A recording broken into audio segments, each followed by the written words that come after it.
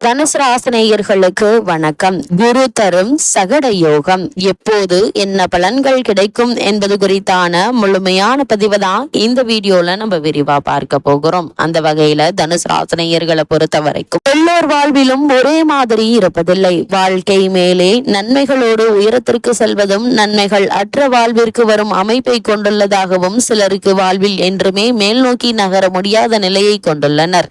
இன்னும் சிலருக்கு வாழ்வு என்பது பூங்காவனம் போலவும் எப்பொழுதும் மேல் நோக்கியே சென்று கொண்டிருக்கும் அமைப்பாக உள்ளது. இவை எல்லாவற்றிற்கும் கிரகங்களே காரணங்கள். இந்த காரணங்களை துல்லியமாக அறிந்து கொண்டாலும் மாற்றத்தை அதன் மாற்றத்தின் வழியே சந்திக்க வேண்டிய சூழ்நிலையை கொண்டுள்ளது. தீமைகளை குறைத்துக் கொள்வதும் நன்மைகளை பெருக்கிக் கொள்வதும் அவரவர் நம்பிக்கை மற்றும் நல்ல சிந்தனைகளால் மாறுபடுகிறது. இவற்றின் ஏற்றம் இறக்கங்களை கொண்டே யோகங்கள் சிறப்பாக சொல்லப்படுகிறது. அந்த யோகம் எதனால் ஏற்படுகிறது என்பதை விரிவாக காண்போம். அப்படிப்பட்ட தனுசு ராசினியர்களுக்கு இந்த சகட யோகம் அப்படின்னா என்ன என்று பார்க்கும்போது, சகட என்ற சொல்லுக்கு வடமொழியில் சக்கரம் என்ற பொருள் உண்டு.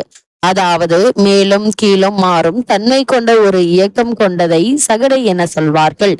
இந்த அமைப்பானது பொருளாதாரம், வாழ்க்கை, தொழில், அந்தஸ்து ஆகியவற்றிலும் இந்த மாற்றம் ஏற்பட்டு கொண்டே இருக்கும். இவ்வாறு மாற்றங்கள் இருக்கின்றன. ஆகவே இந்த யோகம் கொண்டவர்களின் ஜாதகத்தின் அமைப்பானது வியாழன் என்ற கிரகம் தனக்காரகன், புத்திரக்காரகன், அறிவுக்காரகன், யோகக்காரகன் என சொல்லிக் கொண்டே செல்லலாம். அப்படிப்பட்ட வியாழன் சந்திரனுக்கு 6ஆம் பாவம், 8ஆம் பாவம், 12ஆம் பாவங்களில் அமைய பெற்றால் அந்த ஜாதகம் சகட யோக ஜாதகம் என்ற பெயர். இந்த சகட யோகத்தில் சில விதிவிலக்குகளும் உண்டு.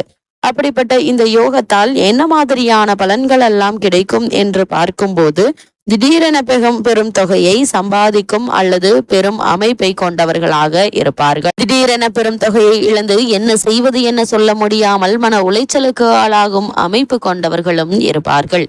இவர்கள் சிந்தனையெல்லாம் எப்படியாவது பொருள் ஈட்ட வேண்டும் என்ற மனோபாவம் கொண்டிருப்பர். செய்யக்கூடாத செயலை, செய்ய வராத செயலை செய்து அவமானத்தையும் பொருள் இழப்பையும் சந்திப்பர். யார் சொல்லையும் இவர்கள் கேட்க மாட்டார்கள். எனக்கு எல்லாம் தெரியும் என செய்து சிக்கலை இவர்களே உருவாக்கி கொள்வார்கள். நல்ல குழந்தை பாக்கியங்களை பெற்றவர்களாக இருப்பர்.